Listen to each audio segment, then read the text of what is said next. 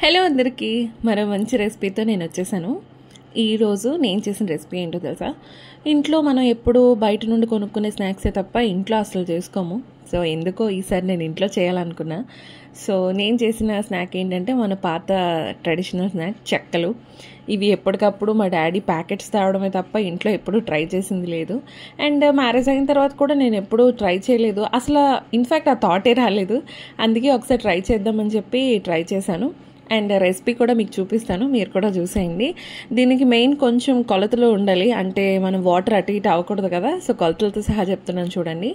నేను తీసుకున్న మెజర్మెంట్స్ ఏంటంటే ఒక చిన్న గ్లాస్ కానీ పెద్ద గ్లాస్, నేనైతే ఒక పెద్ద గ్లాస్ నిండా బియ్యం పిండి ఉంటుంది కదా, నేనైతే పొడిపిండే తీసుకున్నాను. లైక్ మార్కెట్లో మనకి ఎలా ప్యాకెట్ దొరుకుతుందో అదే పొడిపిండి తీసుకొని ఒక దాంట్లో వేసి అదే గ్లాస్తో ఫుల్ వాటర్ ఒక కళాయి పెట్టుకొని అందులో వాటర్ వేసేసాను. సో వాటర్ కొంచెం మరిగిన తర్వాత కొంచెం మన రుచికి తగ్గట్టు ఉప్పు అండ్ కొంచెం నూనె కానీ నెయ్యి కానీ బటర్ కానీ వేసుకోవచ్చు. నేనైతే ఒక చిన్న బటర్ క్యూబ్ అయితే అందులో వేసేసాను.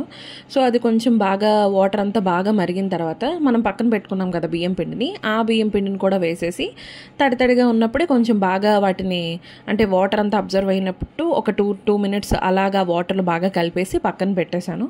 పక్కన పెట్టిన వెంటనే అది కొంచెం వేడివేడిగా ఉన్నప్పుడే మనం అంతా చుట్టేసుకుంటే బెటర్, అంటే మనం ఆ చక్కలా చేసుకుంటే బెటర్.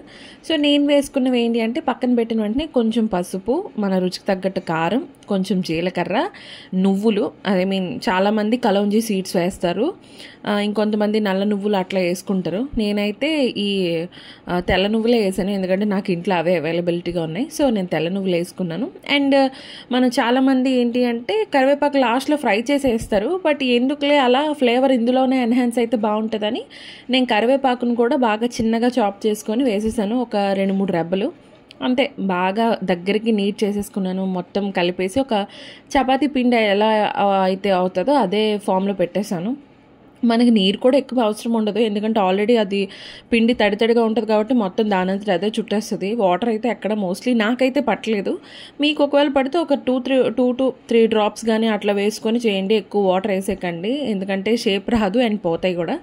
అంతే. తర్వాత నేను వీడియోలో చూపించినట్టు వాటిని బాగా నీట్ చేసుకోండి. ఫస్ట్ అయితే నేను చేసినప్పుడు చాలా లావుగా వచ్చేసి అసలు అవి విరిగిపోయాయి అనమాట, సింగిల్ ఫింగర్స్తో చేస్తే.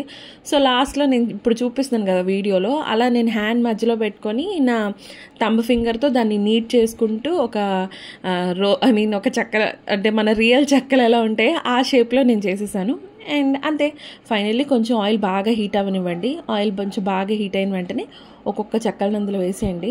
కాసేపు వాటిని అస్సలు కదపకండి, ఎక్కువ వేసుకున్న ప్రాబ్లం లేదు, కదపకండి ఎక్కువసేపు. ఆ బబుల్స్ అన్నీ కొంచెం తగ్గాక బాగా వేగి అవే మీదకి వచ్చేస్తే అప్పుడు కొంచెం అటు ఇటు మీకు గోల్డెన్ బ్రౌన్ కలర్లో మోస్ట్లీ చాలామంది వేపుకుంటారు. నేను దానికంటే ఇంకొక స్టెప్ ముందుకు వెళ్తాను, ఎందుకంటే నాకు ఎందుకో మరి నార్మల్గా ఫ్రై అయ్యేకంటే ఇంకొంచెం డీప్ ఫ్రైగా అయితే బాగా టేస్ట్ వస్తాయి అన్న ఒక ఫీలింగ్. సో అలా చేసుకున్నాక పక్కన పెట్టేస్తే యమ్మీ చెక్కలు రెడీ అయిపోతాయి. నేనైతే చాలా హ్యాపీ అయిపోయాను, ఎందుకంటే ఎప్పుడు చేయలేదు కదా. సో ఇది ఒక పెద్ద ఇన్వెన్షన్లో ఫీల్ అయిపోయాను నేను. అండ్ మీరు కూడా ట్రై చేయండి, డెఫినెట్లీ హ్యాపీగా ఫీల్ అవుతారు. నేను తక్కువ క్వాంటిటీతోనే చేశాను, ఎందుకంటే ఎక్కువ తినలేము కాబట్టి. సో మీరు కావాలంటే క్వాంటిటీ పెంచుకోవచ్చు. అండ్ ప్లీజ్ నా వీడియోస్ని లైక్ చేసి సబ్స్క్రైబ్ చేసి ఫాలో కూడా కొట్టండి ఇన్స్టాగ్రామ్లో.